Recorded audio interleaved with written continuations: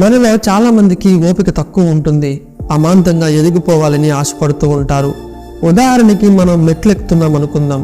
1వ మెట్టు నుంచి మనం 2వ మెట్టు 3వ మెట్టు ఎక్కాలని ఆశపడాలి, కానీ అమాంతంగా 10వ మెట్టుకి వెళ్ళిపోవాలని ఆశపడకూడదు. ఉదాహరణకి మన శాలరీ 40,000 అనుకుందాం. వచ్చే సంవత్సరానికి మన స్కిల్స్ని అప్గ్రేడ్ చేసుకుని మన శాలరీ 70,000 80,000 అవ్వాలని ఆశపడడంలో తప్పులేదు. కానీ అమాంతంగా నా శాలరీ 10 లక్షలు అయిపోవాలని ఆశపడడం అత్యాశ అవుతుంది. మన ఆలోచనలు, మన ఆశయాలు, మన టార్గెట్లు ఎప్పుడూ కూడా వాస్తవానికి దగ్గరగా ఉండాలి.